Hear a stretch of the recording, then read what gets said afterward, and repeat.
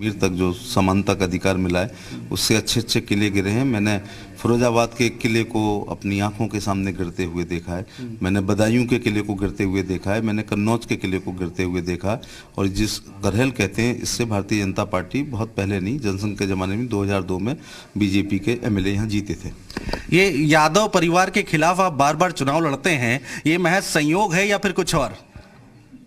मैं भारतीय जनता पार्टी और बीएसपी का भी आभार प्रकट करना चाहूँगा कि बहुजन समाज पार्टी की नेत्री मायावती जी ने 2009 के लोकसभा के चुनाव में जब अखिलेश यादव कन्नौज के साथ साथ फिरोजाबाद आए थे, तो उन दिनों उनका गठबंधन तो नहीं था सपा बसपा का, तो मुझे उतारा था। इसके बाद बाई इलेक्शन हुआ 4 महीने बाद, तो डिम्पल यादव जी के सामने भी मुझे उतारा। इसके बाद 2014 में जब मैं राज्यसभा में था, तो मैं अपनी 3 साल की राज्यसभा छोड़कर मोदी जी और अमित शाह जी से प्रभावित होकर, भारतीय जनता पार्टी की रीति नीति से प्रभावित होकर और अक्षय यादव से चुनाव लड़ा था। और सबको, पूरे देश को पता है कि 2014 में फिरोजाबाद में जो बूथ कैप्चर हुआ है, ऐसा कभी नहीं हुआ। उससे मैं हारा, 73 एमपी जीते थे, तो मैं क्यों हारता? तो ये 3 बातें हैं। अखिलेश यादव से दोबारा मैंने रिपीट हो रहा है, ये चौथा इलेक्शन हो रहा है मेरा उनसे, उस परिवार से।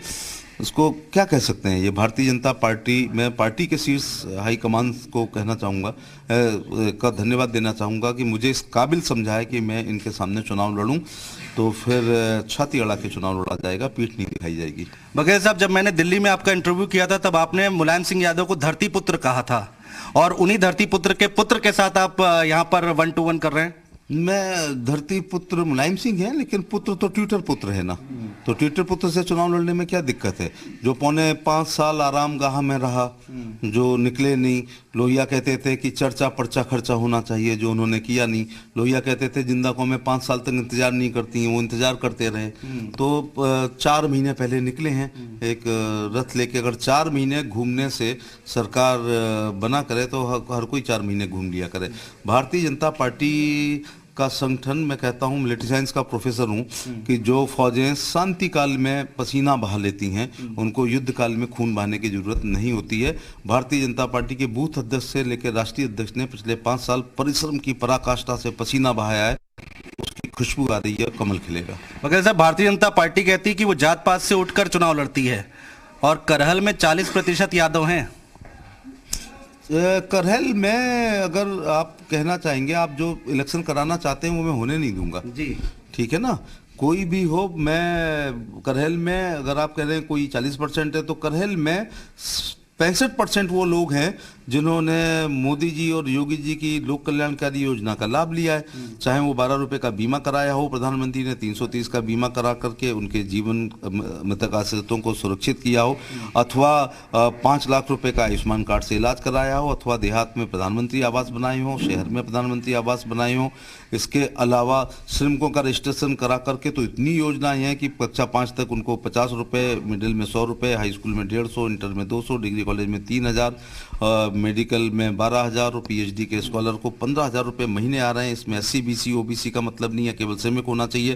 पहली बिटिया पैदा होने पे डायरेक्ट बेनिफिट ट्रांसफर में 35,000, दूसरी बिटिया पे 35,000, शादी में 75,000, यहाँ तक कि मृत्यु पर 15,000 रुपये डायरेक्ट होते हैं। क्योंकि DBT क्या है, ये कांग्रेसियों को जानना चाहिए कि स्वर्गीय राजीव गांधी ने कहा था कि वो 1 रुपये भेजते हैं 15 पैसे पहुँचते हैं। अब मोदी जी 1 रुपये भेजते हैं तो पूरा 1 पहुँचता है, क्योंकि वो खाते में पहुँचता है। तो 40% बनाम मैं नहीं कराना चाहता हूँ, एक बड़ी यहाँ पर एक बहुत बड़े लोगों की संख्या है जो पिछले इनकी तमाम सरकारों में, राइट फ्रॉम 89 टू 2017, जो शोषित रहे हैं, पीड़ित रहे हैं, अपमान हुआ है, अपहरण हुए हैं, सूचियां दे करके उनकी नौकरियों को रोकने का प्रयास किया है, पावर ऑफ अटॉर्नी लिखवा करके उनकी ज़मीनों पर कब्जा है। लंबी फहरिस्त ऐसे लोगों की है।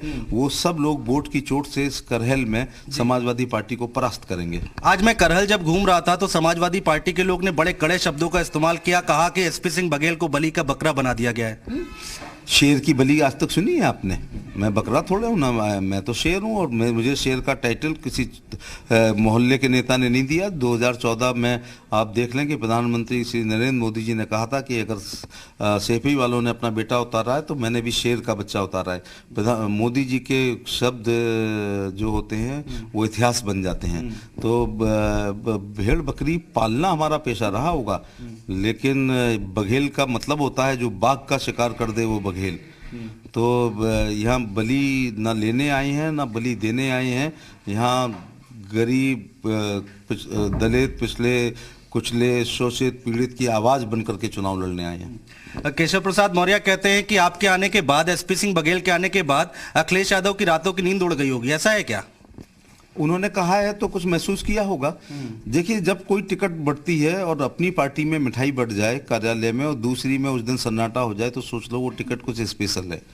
तो आज समाजवादी पार्टी के कार्यालयों में मैं तो जब जा रहा था तो जो देख रहे थे, क्योंकि मैं वहाँ 3 बार MP रहा हूँ, तो मैंने आज चेहरे उतरते हुए देखे हैं। जब मैं नॉमिनेशन में जा रहा था उसके पहले तो सोच रहे थे कि वॉक ओवर हो रहा है। तो आपने देखा भी होगा कि आज मैनपुरी का थोड़ी और कसर बाकी है, आंधी आने में लगे हुए हैं लोग सुबह से हवा बनाने में।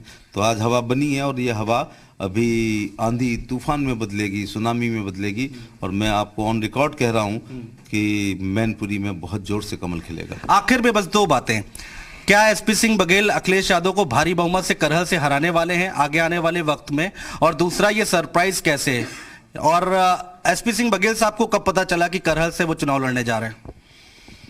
सरप्राइज जब होता है तो अंतापुर की बातें टीवी पे नहीं बोली जाती हैं। तो ये रणनीतिकार हैं आप, शाह जी की रणनीति पर, युद्ध नीति पर थोड़ा बता दीजिए, इतना भी नहीं कर सकते हैं। नहीं जो तो सरप्राइज है ये। मैं सरप्राइज का अर्थ इसलिए जाता हूँ, मैं मिलिट्री साइंस का प्रोफेसर हूँ, उसमें सरप्राइज का बड़ा महत्व होता है। सरप्राइज, माओ से तुमने कहा था uproar in east and attack in west, पूरब में दहाड़ो पश्चिम में वार करो। तो ऐसी चीजें हैं ना, ये गुरिल्ला वारफेयर में सरप्राइज का बड़ा महत्व होता है। बहुत पहले ही तय हो गया था क्या? जी साहब, आई डोंट नो। मेरे दूसरे सवाल का जवाब दे दीजिए, इस बार भारी बहुमत से हराएंगे?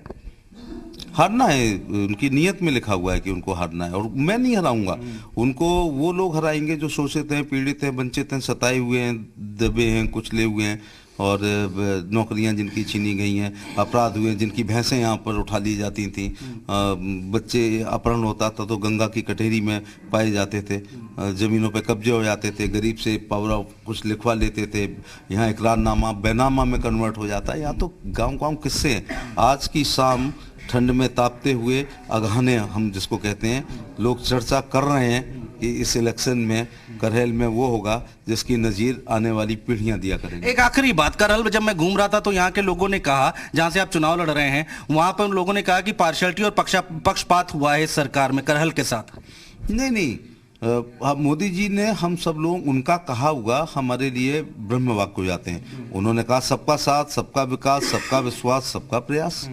तो इसलिए पक्षपात होती नहीं है। और योगी जी तो एक ऐसा चश्मा पहनते हैं जिसमें एक से दिखाई पड़ते हैं। बुलडोजर जरूर 2 हैं। एक बुलडोजर से उत्तर प्रदेश की सड़कों का निर्माण होता है, दूसरे बुलडोजर से जो होता है अपराधियों की अकूत संपत्ति, जिनका माननीय अदालत में विश्वास नहीं होता है, उनको तोड़ी जाती है। संयोग है कि वो अतीक अहमद और मुख्तार अंसारी होते हैं।